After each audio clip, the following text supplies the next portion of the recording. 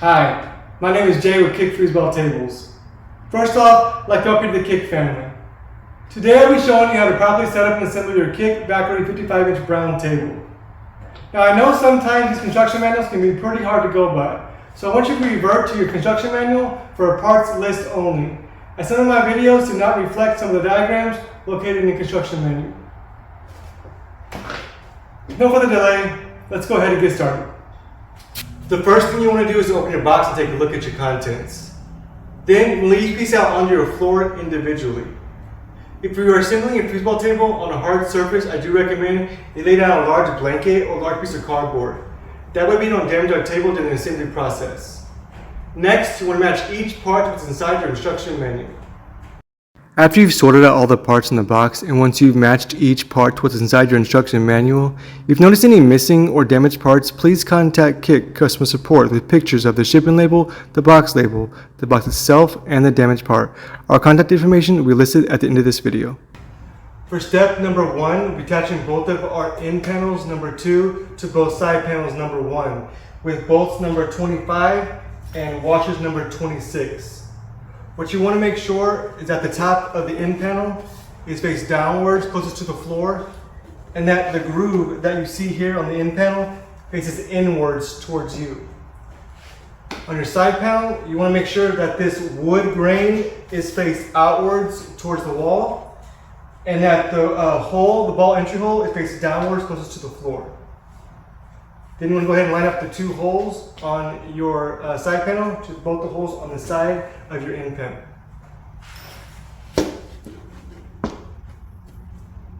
Then you want to go ahead and insert your number 25 bolt, number 26 washer.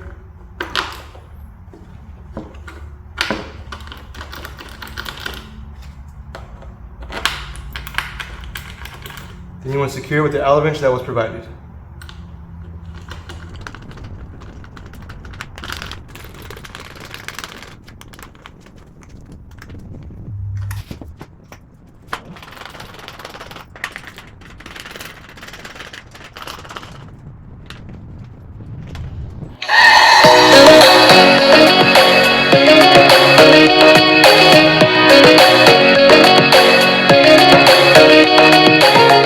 Next, you want to go ahead and attach your playfield to the top of the assembly, making sure that the graphic side is face down.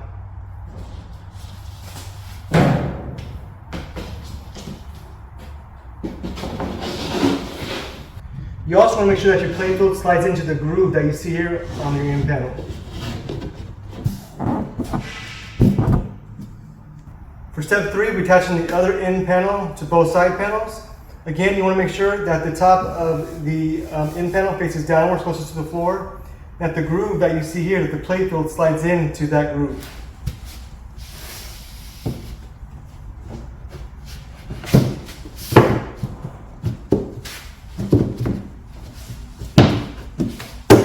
After you've secured your end panel to both side panels, now move to the next step in securing our playfield to the bottom of the assembly using screws number 29.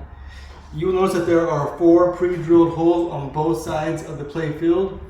We'll go ahead and insert your number 29 screw into those holes. You will need to provide your own Phillips head screwdriver. However, I will be using my impact driver fitted with the Phillips head tip to help speed along this process.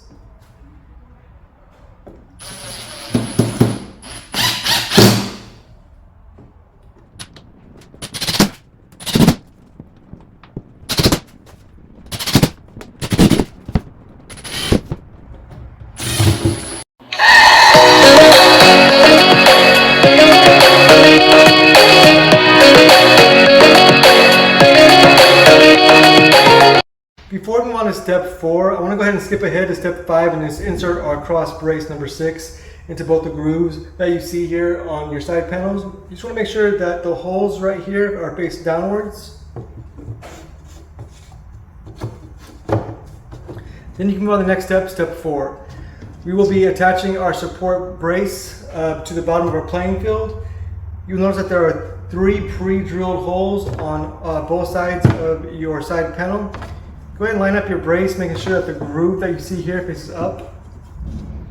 You go ahead and insert your cross rod. number 7 into both those holes. And this next part's a little bit tricky. What you want to do is you just want to take both of your nuts and just kind of thread them on each side and turn them just a couple of times. Then you want to go ahead and use 2 Allen wrenches, one on each side, one turning clockwise and one turning counterclockwise until it's fully tightened. But be careful not to over tighten. You might notice that your brace is still a little bit loose afterwards. That's okay as long as your cross rod is tightened against the side panels.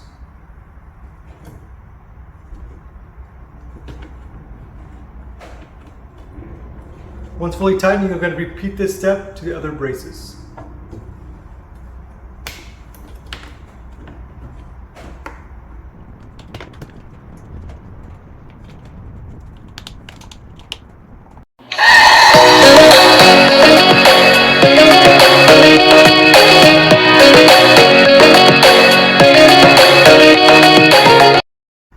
For step 5, we'll be just securing our support cross braces, number 6, using bolts number 25 and washers number 26 to our side panel. I'm going to go ahead and insert your bolt into your side panel and into your brace. I'm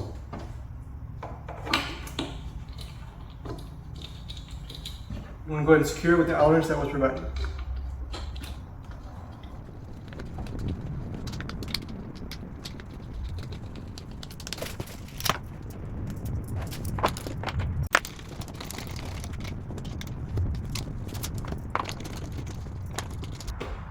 For step 6, we'll be lining up both of our A-frame legs, number 4, across from each other, making sure that both the holes on the A-frame face each other. Then you want to go ahead and insert your crossbar, number 5, in between both of your legs.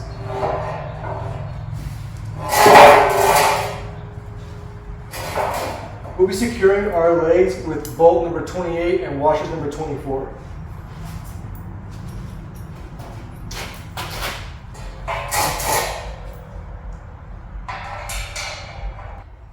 You do not want to fully tighten your bolt at this time. You want to leave some wiggle room so that we can attach it to our assembly.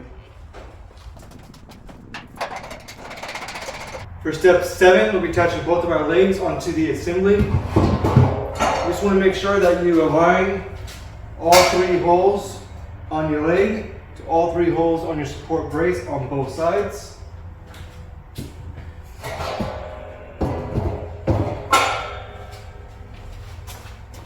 Again, you might need some wiggle room so that they both fit in place. So you might just need to back off these 2 bolts on your leg on both sides a tiny bit, and it should slide right in.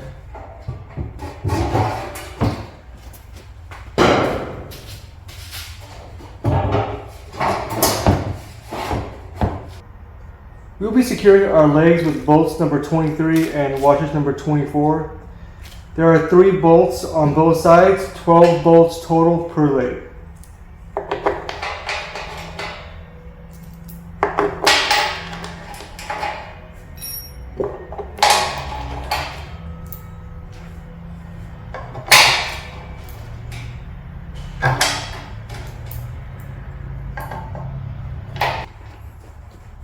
Once all your bolts are in place, you can secure with the Allen wrench that was provided. After you secure your legs, you want to go back and make sure that you tighten both the bolts on your crossbar. Next, we'll be attaching our leg levelers, number 22, to the bottom of each leg. The purpose of these leg levelers is to stabilize your table during play. So if one side is higher than the other, you actually just unscrew these a couple notches to even out your playing field. After you've attached all of your leg levelers to the bottom base of each leg, now we're on the next step in turning over our table. This is a 2-person job, so we need some assistance for this part of the assembly. What you want to make sure is that you don't rest the weight of the table on either of the legs. You just want to turn over your table in one swift, full motion so that all the legs hit the ground at the same time. For step 8, we'll be inserting all of our rods and attaching each player to each rod. You want to carefully review the diagram located in your construction manual prior to inserting your rods. Here's how to set up the rods and players on your new Kick Foosball table. Place 4 handles on each side of the table in this specific order.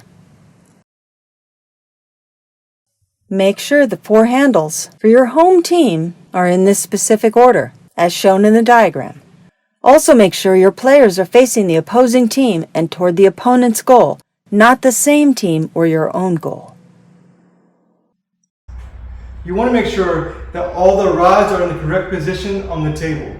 You also want to make sure that there's a hole on the correct side of the table where the handles will later go.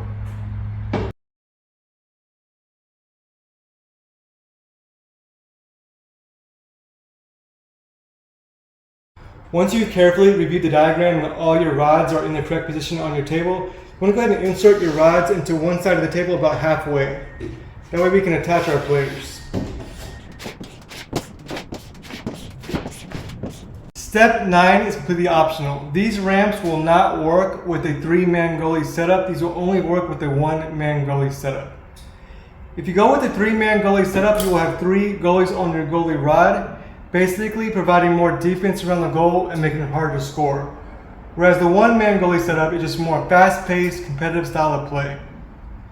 So again, if you choose to use these ramps, you will secure them on all 4 corners of your playing field with screws number 35 and the caps number 19 for a 1-man goalie setup.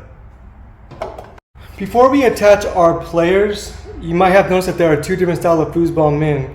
One set of uniform hard plastic men and one set of ABS counterbalance men.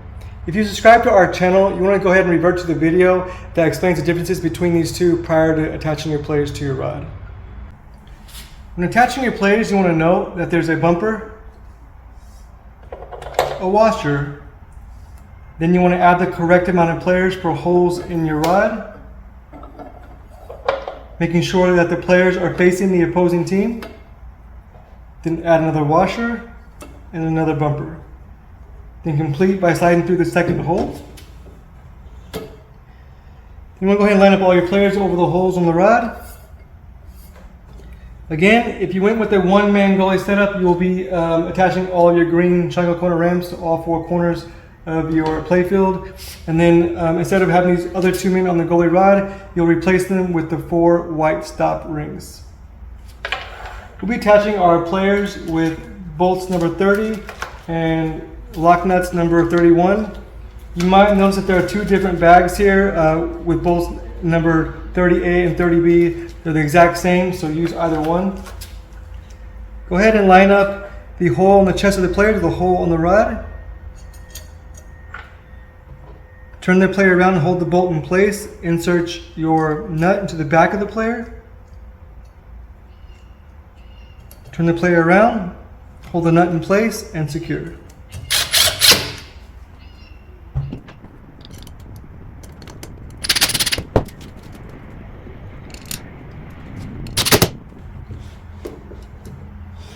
For step 10, we'll be attaching all of our handles, number 9, using screws number 33. Our ball entry sockets, number 14, using screws number 34. Our slide scorers, number 21, using screws number 32.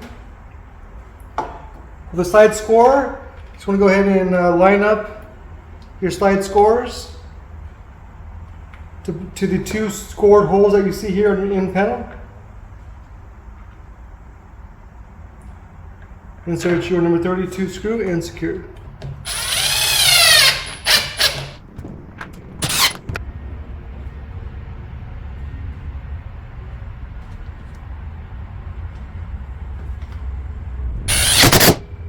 One quick note, these handles are actually really high quality.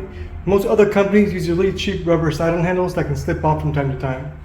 Also, these rods are semi-hollow, so they are durable enough to rough play, yet light enough to let the player have full control over the rod. If you need rod lubricant, please contact Kick and we'll send you a free complimentary bottle. Next, you want to attach your rod end cap number 10 to the other end of the rod.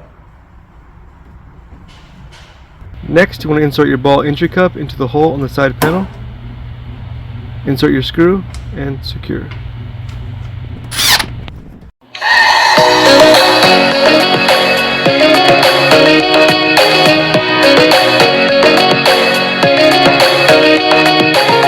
Congratulations! You are now finished assembling your Kick Valkyrie Brown 55-inch foosball table. You are now free to enjoy your table with your friends and family. If you have any questions, comments, or concerns, please visit us at www.kickfoosballtables.com or email us at support@kickfoosballtables.com.